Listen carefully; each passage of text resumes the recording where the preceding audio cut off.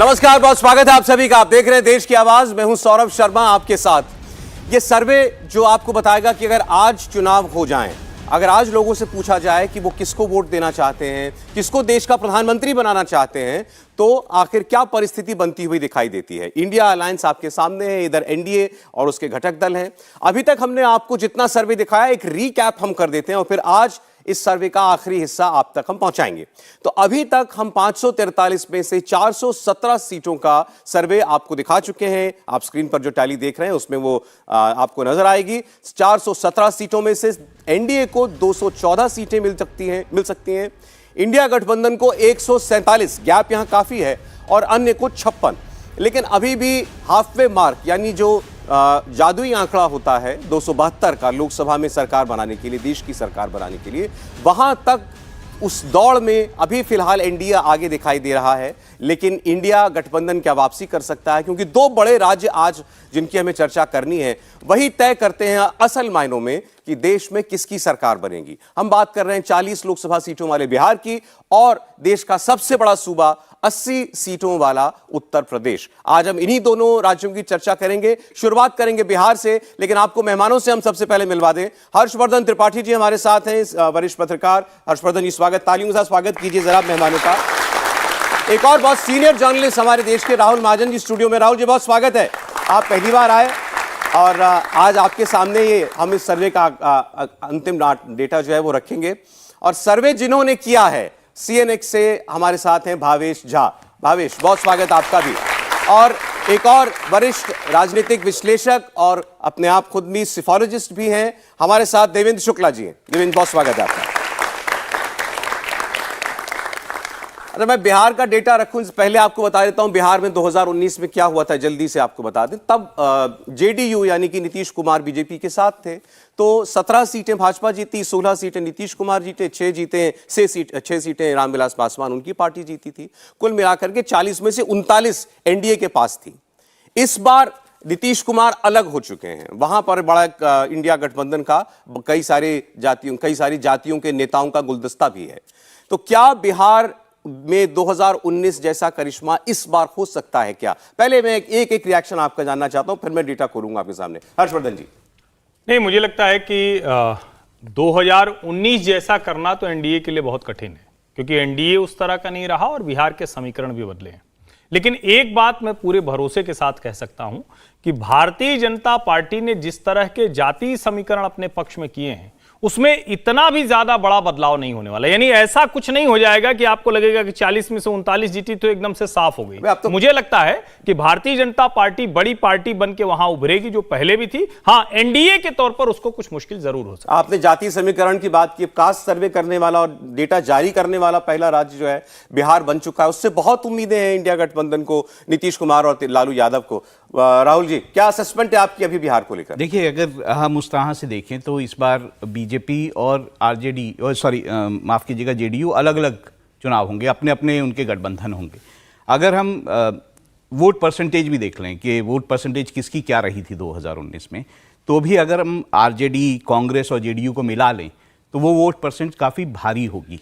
जहाँ तक बीजेपी का सवाल है, तो बीजेपी को वहाँ पर मुश्किलें आ सकती हैं, नुकसान होगा, मुश्किलें आ सकती हैं। क्योंकि एक बात आपको ध्यान रखनी पड़ेगी कि बिहार में जितना भी शहरी इलाका है उसमें बीजेपी की अच्छी खासी पैठ है। लेकिन क्योंकि वो अब गठबंधन में नहीं होंगे, जेडीयू अलग चुनाव लड़ रहा है, वो आरजेडी के साथ होगा, कांग्रेस के साथ होगी, तो उसका असर जो जातीय समीकरण बिहार में है, जो कि आपने देखा कि जिस तरह से जो सर्वे आया, कास्ट सर्वे, वो भी दिखाता है। तो अगर वो जो है जातीय समीकरण चला तो बीजेपी को काफ़ी मुश्किल होगी। इस आज के पहले कमेंट से मैं भावेश को अलग रखूंगा, क्योंकि आपका सर्वे ही दिखाने और डेटा मुझे आपका दिखाना है। देवेंद्र जी, बिहार में 2019 जैसा रिपीट करना परफॉर्मेंस बीजेपी के लिए मुमकिन है क्या? बिहार में मुझे लगता है कि अभी तक जितना हम लोगों ने एनालिसिस की बात की, इसके पहले जो दो कमेंट्स आए राहुल जी और हर्ष जी के, उसमें मैथमेटिक्स पे बड़ा जोर है। लेकिन मेरे विचार से बिहार का जो इलेक्शन है वो मैथमेटिक्स से ज़्यादा पॉलिटिकल केमिस्ट्री पे डिपेंड करेगा। इसको आप दो तरीके से ये समझ लिए कि एक तो बिहार में इस चीज़ पे बहुत कुछ डिपेंड करेगा कि पॉलिटिकल पार्टीज़ का प्रदर्शन क्या है, कि अलायंस में कौन कौन सी पार्टियों को किस किस एरिया की सीटें मिलती हैं। ठीक है। दूसरा ये है कि अभी तक कोई भी इलेक्शन ऐसा नहीं हुआ है कि जहाँ पे पार्लियामेंट्री इलेक्शन कोई भी ऐसा नहीं हुआ है कि जहाँ पे अभी जिन घटक दलों की बात की जा रही है कि वो आपस में मिलके और कॉम्बिनेशन बना के इलेक्शन में चले जाएं। मेरा इशारा जो है वो जेडीयू और आरजेडी की तरफ है। तो अगर वो साथ मिलके भी इलेक्शन में आते हैं तो एक संभावना ये भी हो सकती है कि यूपी 2019 में जब आपने देखा था तो दो ऐसी पार्टियां जिनके बारे में सोचा नहीं जाता था कि वो साथ आएंगी, रीजनल फोर्सेस थे, एसपी और बीएसपी साथ में आई थी। लेकिन जो भी उस समय ये सोचा गया था कि बीजेपी को बहुत बड़ा धक्का लगेगा, वैसा हो नहीं पाया था। लोगों ने ये एक्सपेक्ट किया था कि 50-50 का आंकड़ा आ जाएगा दोनों पार्टियों के बीच में, लेकिन बीजेपी ने लगभग जो है अपना 2014 का ही प्रदर्शन दोहरा दिया गया था। तो मेरा ये मानना है कि बिहार का इलेक्शन बहुत कुछ इस बात पे डिपेंड करेगा कि नरेंद्र मोदी की जो फेस वैल्यू है वो वहां पे पीएम कैंडिडेट के तौर पे क्या किसी और से उसका कंपैरिजन किया जाता है, और क्या वो उसकी कार्ड बन पाते हैं या नहीं। आपके लिए आप ये कह रहे हैं कि सब लोग एक हो गए इंडिया गठबंधन में, सारे सब लोग एक साथ जो है मिलकर लड़ेंगे, इससे ये अंदाजा लगा लेना कि बहुत मुश्किलें आ जाएंगी। अभी शायद वो ठीक नहीं है, जब तक हमें पता न लगे कौन कहां से लड़ रहा है। एक होके मिल गए हैं, ये पॉलिटिकल अर्थमेटिक है। ठीक है। पॉलिटिकल केमिस्ट्री जो है वो डिपेंड करेगी कि कैंडिडेट एक दूसरे को। चले मैं आपके सामने वोट शेयर रख देता हूं। सबसे पहले हमारे इस सर्वे का बिहार में आगे 39 सीटों पर वोट के हिसाब से क्या अनुपात दिखाई देता है, आपके सामने स्क्रीन पर आने जा रहा है डेटा। अब तो बिहार का डेटा वोट शेयर का बता रहा है कि भारतीय जनता पार्टी 35% वोट हासिल कर सकती है, आरजेडी 19%, जेडीयू 17%, ये 36% हो जाता है, और कांग्रेस को 8% वोट, एलजेपी रामविलास 7% वोट, ये चिराग पासवान वाली पार्टी है, इसको 7% वोट मिल सकता है, और अन्य को 14% वोट मिलता हुआ दिखाई दे रहा है। तो 35% वोट भाजपा का, इसमें आप एलजेपी का वोट जोड़ दीजिए तो ये 42% वोट बन जाएगा, और आरजेडी, जेडीयू और कांग्रेस का वोट जो है अगर आप उसको जोड़ देंगे तो 36 और 8 44% वोट आपको मिलता हुआ दिखाई देगा। तो वोट परसेंटेज में इंडिया गठबंधन आपको भारी दिखाई दे रहा है, लेकिन हमने कई बार देखा है कि वोट शेयर जिस तरीके से हमको बटा हुआ दिखाई देता है, जब सीटों की नौबत आती है तो काफी उलटफेर हो जाता है। क्या ऐसा बिहार में हो रहा है? क्या ऐसा हमारे सर्वे में होता हुआ दिखाई दे रहा है? एक क्लैरिफिकेशन दे दूं, इसमें जो अदर्स में है उसमें दो छोटी पार्टियां जो एनडीए के साथ हैं, तो अदर्स वाला वोट भी, हाँ वो एनडीए के साथ, वो भी एनडीए के, तो फिर तो लगभग बराबरी का वोट हो गया। लगभग बराबरी का वोट शेयर है। अदर्स में जो एक पशुपति कुमार पारस की पार्टी है और हम जीतन राम मांझी की पार्टी है, वो दोनों अदर्स में आ रहे हैं, तो वो दोनों एनडीए के साथ है, और उनका एक सर्टेन वोट शेयर है किसी ब्लॉक में, तो वो एनडीए को जाती हुई दिख रही। उपेंद्र कुशवाहा की भी तो पार्टी इसमें, हाँ बिल्कुल, उपेंद्र 3 पार्टी है बिल्कुल। चले तो अब जरा ये हमने, क्योंकि अब ये डेटा दिखाया आपको वोट शेयर का, बिहार में इस बार बहुत बड़ा मुद्दा बना है जाति सर्वे, और नीतीश कुमार ने सर्वे कराया, बड़ा लड़के कराया, कानूनी लड़ाई लड़ी, उसके बाद डेटा जारी किया है। अब वो इस डेटा का करेंगे क्या और चुनाव में कैसे इस्तेमाल करेंगे, ये तो अभी हमें देखना होगा, लेकिन उस डेटा की एक बार बात करनी चाहिए जब हमको वोट शेयर पता चल चुका है किस पार्टी को कितना वोट मिलता हुआ दिखाई दे रहा है। तो आपके सामने अब हम जल्दी से कुछ जातियों का वोट शेयर दिखाने जा रहे हैं, जो हमारे सर्वे में पता लगा कि कौन सी जाति किस हिसाब से वोट कर रही है किस पार्टी के लिए या किस नेता के लिए। पहले आपके सामने उन जातियों का वोट आएगा जो माना जाता है कि ये इंडिया गठबंधन को सपोर्ट करने वाला हमारा सामाजिक हिस्सा हो सकता है। तो सबसे पहले यादव समाज का वोट जो है वो आपकी स्क्रीन पर आने जा रहा है अब, और मैं आपको यह भी बताता रहूंगा कि इस कास्ट सर्वे में कितनी हिस्सेदारी जो है वो मिली। तो यादव समाज 14%, 14.2% उसका हिस्सा था पॉपुलेशन के अंदर, और वोट में आप देखेंगे तो वो 75% तक इंडिया गठबंधन को वोट करता हुआ दिखाई दे रहा है। लालू यादव के नाम पर साफ वहां वोट जा रहा है, 75% वोट में कोई टूट होती हुई दिखाई नहीं दे रही। मात्र 15% यादव वोट जो है वो मिल सकता है इंडिया गठबंधन को नरेंद्र मोदी के नाम पर। लेकिन ये जो आखिरी बैस्टियन जो होती है किसी भी पार्टी की, भाई ये वर्ग तो नहीं टूट सकता। क्या ये वर्ग इससे ज्यादा बिखर सकता है? इस पर हम लोग आगे बात करेंगे। इसके आगे हम लोग बात कर लेते हैं कोयरी समाज की। कोयरी मतलब कुशवाहा समाज। कुशवाहा समाज का जो रिप्रेजेंटेशन है पॉपुलेशन में वो 4% का है, और आप देखेंगे तो ये कोयरी या कुशवाहा समाज ये बिल्कुल बटा हुआ आपको दिखाई देगा। 42% एनडीए की तरफ झुकता हुआ दिखाई देता है, 47% ये इंडिया गठबंधन की तरफ झुकता हुआ दिखाई देता है। लेकिन जो तीसरा वर्ग है वो बहुत महत्वपूर्ण है। क्योंकि ये नीतीश कुमार का अपना वर्ग है। ये कुर्मी जाति की मैं बात कर रहा हूं। कुर्मी जाति का लगभग 3% वोट माना जाता है बिहार में, और कुर्मी वोट जो है पूरा एक तरफा इंडिया गठबंधन की ओर जाता हुआ दिखाई दे रहा है। 81% कुर्मी वोट जो है वो इंडिया गठबंधन को मिलता दिखता है, 60% कुर्मी वोट वो एनडीए के पास जाता हुआ दिखाई दे रहा है। तो ये आप जिसे कह सकते हैं, ये जो पक्के वोट बैंक थे इंडिया गठबंधन के या जेडीयू आरजेडी के, उसमें कहीं से कोई टूट दिखाई नहीं दे रही। मैं मुस्लिम वोट भी आपके सामने रख देता हूं। 17.5% के करीब मुस्लिम वोट है बिहार के अंदर, और इसमें कहीं कोई आश्चर्य नहीं, कोई रॉकेट साइंस नहीं जानने के लिए कि मुस्लिम क्या सोच रहे हैं चुनाव की दृष्टि से। 88% तक इंडिया गठबंधन को, अन्य को 10%, एनडीए को मात्र 2%।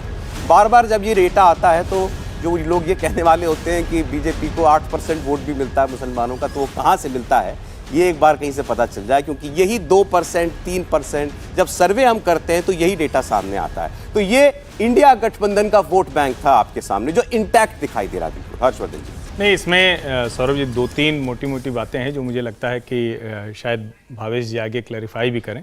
पहली बात तो ये कि ये जातीय जनगणना जब हो गई नहीं, तो अब बड़ा स्पष्ट हो गया है कि नीतीश जी की जाति जो कुर्मी है वो सिर्फ 2.5% है, और 2.5% वाले नीतीश कुमार को हर कोई इतना कुछ दे देगा नेता के तौर पर। अगर हम देखें नीतीश लालू जी को मिला लें, ये मुझे थोड़ा आश्चर्य होता है, क्योंकि अगर कुर्मी दे रहा है और कुशवाहा भी उन्हीं के साथ जा रहा है, तो इसका मतलब कि हम डिस्काउंट करके चल रहे हैं कि उपेंद्र कुशवाहा जो ताकतवर नेता हैं, जो इतने ताकतवर हैं, नीतीश जी के साथ थे, अलग गए, पार्टी बनाया, फिर लौटे, उनको अध्यक्ष बना दिया, और फिर जिसको कहते हैं ना कि उनको सारी ताकत दे दी, फिर लगा कि नहीं साथ में रहेंगे, वो टूट के चले गए। मुझे लगता है कि कुशवाहा मतदाता इंडिया के साथ नहीं रहने वाले हैं। गठजोड़ में ये वोट जो दिख रहा है वो मुझे नहीं दिखता है किसी भी स्थिति में। दूसरा, जब हम जातीय जनगणना के बाद की बात करते हैं तो एक वर्ग जो अनारक्षित है वो बहुत क्लियर कट है, उसको दिख रहा है कि जाति विद्वेष फैलाने की कोशिश होती है, तो वो तो भारतीय जनता पार्टी को देख रहा था, देखेगा।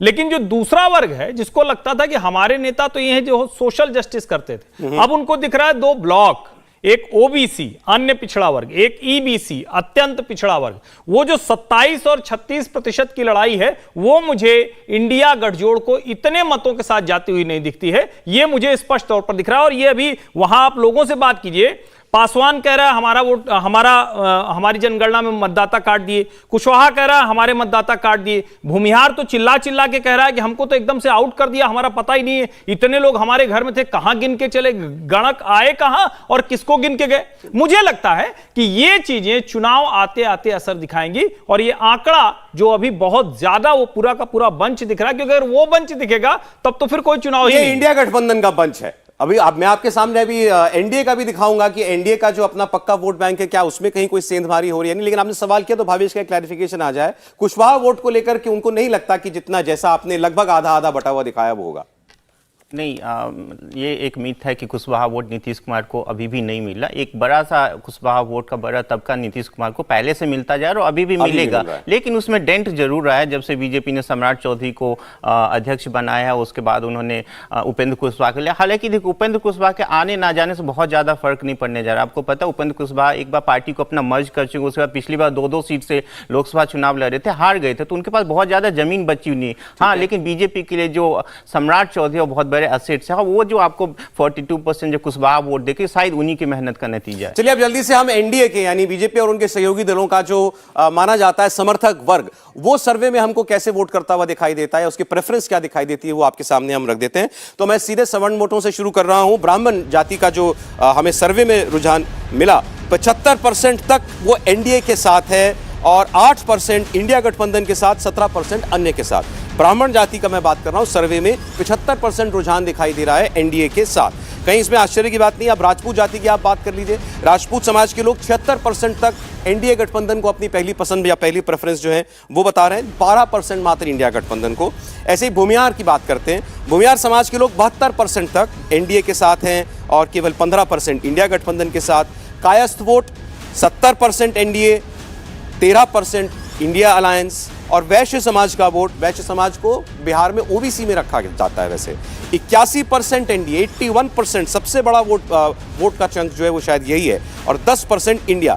तो 70 से 80% के बीच में आप देख रहे हैं ब्राह्मण, राजपूत, भूमिहार, कायस्थ और वैश्य समाज जो है वो इंटैक्ट है। अब सवाल ये है कि इनका गणित क्या कहता है, इन ताकत है कितनी वोट की। ब्राह्मण वोट 3.7%, वैश्य वोट 2.3%, भूमिहार वोट लगभग 3%, राजपूत वोट 3.5%, कायस्थ वोट 0.6%। लेकिन ये जो 10-12% का वोट है देवेंद्र जी, ये खड़ा हुआ दिखाई दे रहा है एनडीए बीजेपी के साथ। बिल्कुल ठीक है कि ये ट्रेडिशनली बीजेपी को वोट करता है, लेकिन ये दोनों ही आंकड़े जो आपने इंडिया और क्या कहते हैं एनडीए के लिए दिखाए, उसमें मेरा बड़ा सिंपल सा सवाल भी है और एक तरीके से मेरी जिसे कहते हैं जिज्ञासा भी है कि ये हम पहले से मान के ही चल रहे हैं कि पार्लियामेंट्री इलेक्शन जो होगा उसमें भी जो वोटिंग का पैटर्न है वो पूरी तरीके से जातिगत उम्मीदवारों इन पर निर्भर करेगा। मेरा एक बड़ा सिंपल सा देखिए ऑब्जर्वेशन ये है कि क्या नीतीश कुमार को बिहार से जो इंडिया गठबंधन है उसमें पॉलिटिकल मतलब पीएम कैंडिडेट के रूप में स्वीकार कर लिया गया है? अगर नहीं तो फिर कुर्मी या कोयरी, जिस वोटर की बात आप कर रहे हो, कुर्मी, कोयरी, कुशवाहा, ये एग्जैक्टली जब पार्लियामेंट्री इलेक्शन के पॉइंट ऑफ व्यू से वोट करेगा तो नरेंद्र मोदी कोई ऐसा तो है नहीं कि अपर कास्ट कैटेगरी से आते हैं, वो भी तो ओबीसी समाज से ही आते हैं। दूसरा है कि बिहार के पर्सपेक्टिव में अगर देखा जाए तो वहां पे हमेशा ये देखा गया है कि ओबीसी का डिवीजन दो तरीके से है कि वहां पे कुर्मी, कोयरी, कुशवाहा इस तरीके से करके मत देखिए। जब नीतीश कुमार ने ईबीसी और एमबीसी ये दो चीजें अलग की तो ओबीसी का डिवीजन वहां पे दो बड़ा सिंपल तरीके से है जो किसी स्टेट में आमतौर से देखने को नहीं मिलता है। वो सिंपल है कि ओबीसी विद यादव और ओबीसी नॉन यादव। तो जब आप एक पॉलिटिकल कॉम्बिनेशन के रूप में अगर इलेक्शन में आते भी हैं तो क्या नीतीश कुमार को ओबीसी समाज जो है वो अपना पीएम कैंडिडेट देख के नरेंद्र मोदी के मुकाबले बेहतर तरीके से वोट करेगा? ठीक है, तो ये देखना पड़ेगा। दूसरा है कि जब अभी तक ये देखा गया एक बार बस आप, चूंकि आपकी बात को अगर आर्टिकुलेट करने की कोशिश करूं, आप ये कह रहे हैं कि अगर नरेंद्र मोदी के सामने बिहार की जनता ने नीतीश कुमार को भी एक उम्मीदवार के तौर पर स्वीकार किया तब तो ये वोट उस तरफ जाता हुआ दिखाई देता है। हाँ। नहीं तो ये वोट टूटेगा। हाँ, लेकिन ये स्पष्ट रूप से देखा गया कि अभी तक इंडिया गठबंधन में ऐसा कोई चेहरा जो है वो तय करने की बात नहीं हुई है। नीतीश कुमार बार बार कहीं ना कहीं इसके लिए प्रेशर बनाते भी दिखे हैं, नाराजगी भी दिखाई है अलग अलग प्लेटफॉर्म। आप कह रहे हैं इंडिया का वोट बढ़ना चाहिए जितना दिख रहा है उससे? निश्चित रूप से। ठीक, चलिए हम अब जल्दी से दलित वोट भी आपको दिखा देते हैं, तो हमारा ये जातियों को लेकर के जो सर्वे हुआ था वो हमारा पूरा हो जाएगा। तो आप दलित समाज में देखें तो पहले पासवान समाज 75% तक वो एनडीए के साथ है। इसमें रामविलास पासवान की लेगेसी, उनके बेटे उनके भाई दोनों चुनाव में होंगे। इसके अलावा दलित रविदास वो 46% एनडीए 33% इंडिया, और दलित मुसाहर जिससे आते हैं पूर्व मुख्यमंत्री जीतन राम मांझी, उनका समाज जो है 65% एनडीए के साथ है और 19% इंडिया गठबंधन के साथ है। तो इसमें आप देखिए 65 से 70% जो दलित वोट है वो खुल करके ऐसा लगता है कि वो एनडीए के साथ जाता हुआ हमको दिखाई देगा। क्योंकि हमें एक ब्रेक भी लेना पड़ेगा, उस समय चाहता हूं हमने जितनी अभी बात की है, क्या हमारी ऑडियंस में बिहार से कोई लोग हैं? जी, तो आप एक सवाल यहां से ये भी आया था, क्या नीतीश कुमार को बिहार के लोग उम्मीदवार के तौर पर देखते हैं प्रधानमंत्री के? नमस्कार सर, मेरा नाम आदित्य है, जर्नलिज्म का छात्र हूँ। आपने जैसे पूछा कि बिहार के मुख्यमंत्री पीएम कैंडिडेट के रूप में, मुझे नहीं लगता।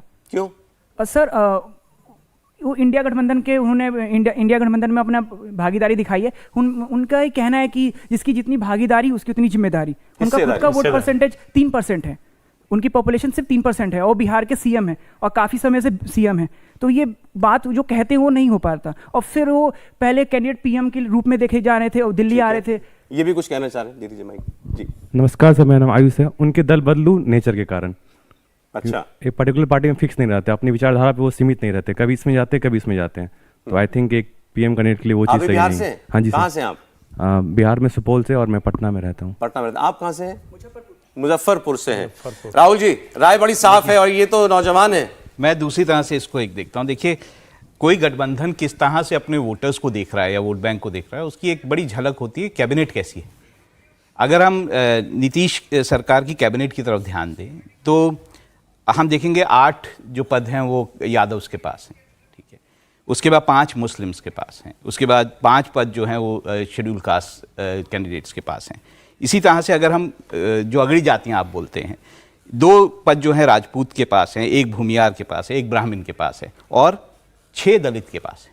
तो इससे बहुत कुछ राजनीति साफ होती है कि वो क्या करना चाहते हैं, वो किस तरह से देखते हैं इसको, क्योंकि रिप्रेजेंटेशन उन्होंने अपने कैबिनेट में दिया है और वो अपने वोट बैंक को उसी तरह से देखते हैं जैसे वो कैबिनेट बनाते हैं। ठीक है, तो उससे बहुत साफ हो जाता है वो किन वोटों की तरफ देख रहे हैं या किसकी तरफ देख रहे हैं। एक बात बहुत साफ है जो हमारे एक सहयोगी ने भी कही कि वोट किस पे होगा, क्या वोट जो है प्रधानमंत्री के चेहरे पे होगा या प्रधानमंत्री कौन बनना है, किसको बनाया जाना उस पे होगा। अगर ये बात आई और इस तरह से वोट हुआ तो जरूर एनडीए जो है पूरी तरह से स्वीप करेगा। बिल्कुल, अगर क्योंकि नरेंद्र मोदी के काम और उनकी छवि ये दोनों ही ऐसी चीजें हैं जो कि लोगों को लुभाता है, लोगों को पसंद है।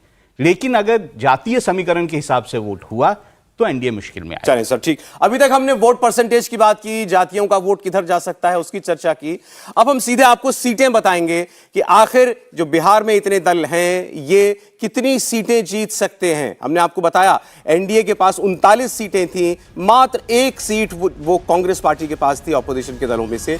इस बार का सर्वे क्या बता रहा है बिहार की 40 सीटों को लेकर, ये सारा डेटा आपके सामने होगा। इंडिया टीवी हर वक्त हर जगह डाउनलोड करने के लिए सर्च करें India TV news Google play store या ऐप स्टोर पर।